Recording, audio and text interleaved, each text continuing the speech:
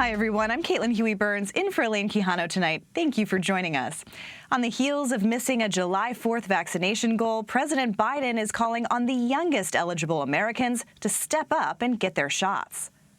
Our fight against this virus is not over. Right now, as I speak to you, millions of Americans are still unvaccinated and unprotected. And because of that, their communities are at risk, their friends are at risk, the people that they care about are at risk. This is an even bigger concern because of the Delta variant. In today's briefing, we discussed how the Delta variant is already responsible for half of all cases in many parts of this country. It's more easily transmissible, potentially more dangerous. The president had hoped for 70% of adults to have at least one shot by Independence Day. The CDC says the country came up just short of that with 67%. On Tuesday, the White House announced new initiatives to combat the slowing vaccination rate, just as experts are sounding the alarm about the fast-spreading Delta variant. And Congress is still on a summer break, but the White House is continuing informal discussions with Republicans in the hopes of a second bipartisan infrastructure package. The president is attempting to change the traditional definition of infrastructure. Beyond roads and bridges, it would include childcare and education. And this all comes just a couple of weeks after the announcement of a slimmed-down bipartisan deal. Meanwhile, cybersecurity teams are working to stem the damage of yet another Russia-based cyber attack. This one is believed to be the largest ransomware attack on record. An affiliate of the notorious REvil gang breached roughly 1,000 companies from at least 17 countries on Friday. The FBI is investigating.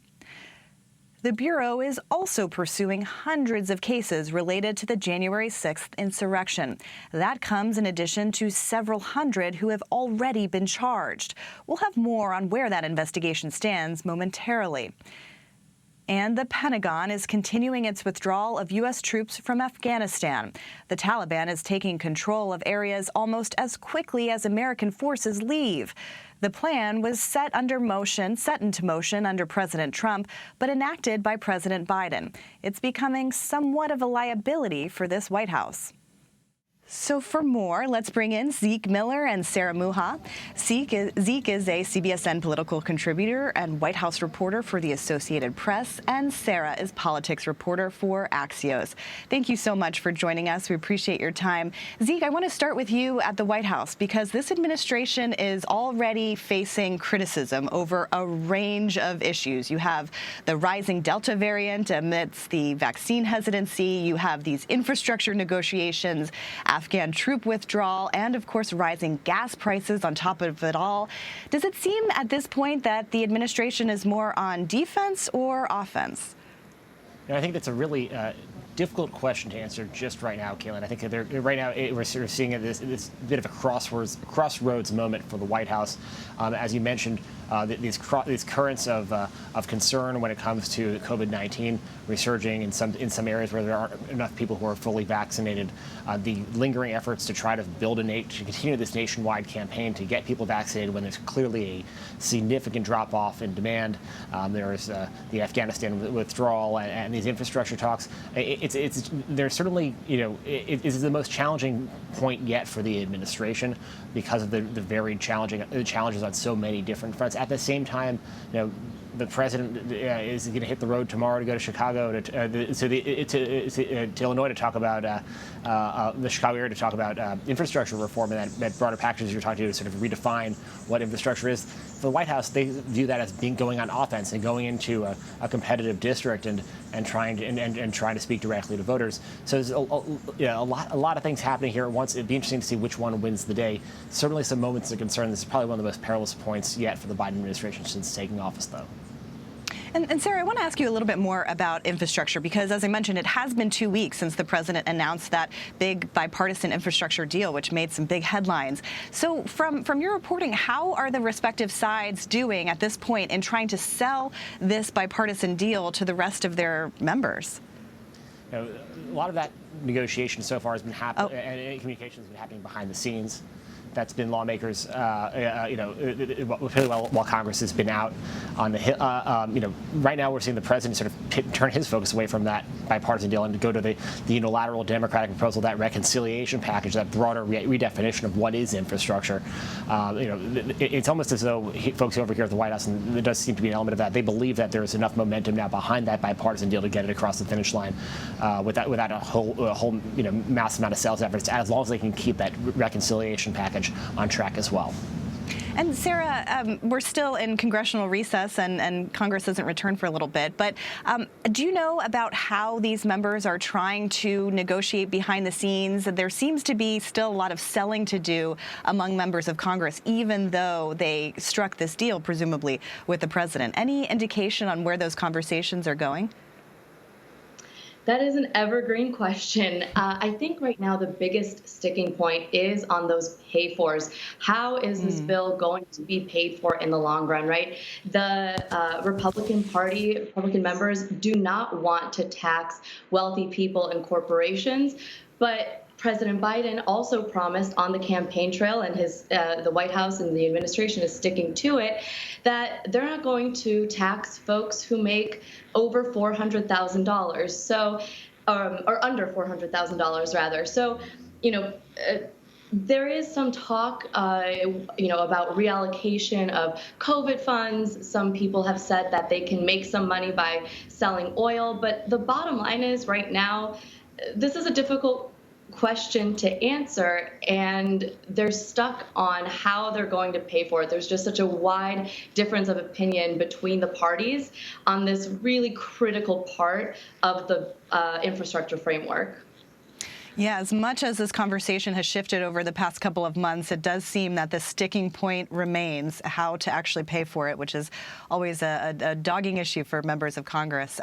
Zeke, turning to the topic of these slowing vaccination rates, earlier today at the White House briefing, you asked about whether the White House would be trying to, stop trying to incentivize people to get the shot. Let's listen to how Jen Psaki answered your question. We had always noted that at a certain phase in the vaccination process or in our fight against COVID, when we had more supply than we had demand, which was about a month and a half ago, that the numbers would go down in terms of the number of people who are vaccinated each day and each week. More than 2 million people per week are getting their first dose, and millions more are getting their second dose. So our focus now is on doubling down on our efforts as we continue to vaccinate millions of people across the summer months. So, Zeke, is there a broader strategy here from the White House to try to deal with this rising Delta variant? Not broad, it's actually hyper-local. It's almost the inverse there. It is a very calculated strategy on the part of the administration, both to when it comes to the vaccination and another part, and also to deal with the rise of the variant. We've seen this in new rhetoric from the White House that it's not pockets even of low vaccination. They're viewing it as individuals who are in pockets of low vaccination. They're trying to emphasize the individual role that goes into getting vaccinated, but also on the flip side, they're still being potentially exposed or vulnerable to this new, more transmissible variant. So when it comes to sending out teams nationwide to deal with the rise of the variant, that's the CDC sending surge teams to individual counties or individual communities, some neighborhoods, to try to put down some of those those hot those areas of concern where the variant is taking root. And the same thing is happening on the vaccination side. It's less of a focus on those mass vaccination centers, less even statewide campaigns or retail pharmacies. It's promoting efforts on the parts of businesses and local governments and private communities to reach out directly to individuals to make that decision. That's a lot harder to do, a lot more expensive, and it's a lot more timely. This is not going to, getting the next every percentage point that the White House is trying to drive that vaccination number up gets progressively harder and will take a little more time. And that's despite all those sorts of promotions that we've seen across the country over the last month. Lotteries and giving away all sorts of giveaways. That's not enough. It's face-to-face contact. That hyper local approach. Well, the pandemic, Sarah, had been top of mind and front and center in this administration, but there are also lots of other issues on his agenda. And from covering Biden's campaign so closely that climate was one of those big issues that Democrats were talking about. So I want to ask you a little bit more about kind of where legislation might stand on Capitol Hill, because the last time that Democrats had control of Washington in 2009, they hit a wall on trying to cap carbon emissions. That legislation stalled and stalled, and then they lost the House in the subsequent 2010 midterms. And we're kind of facing a similar situation now, where Democrats want to get a lot done before those midterm elections next year. So how are they trying to move forward on climate legislation in the hopes of maybe avoiding a repeat?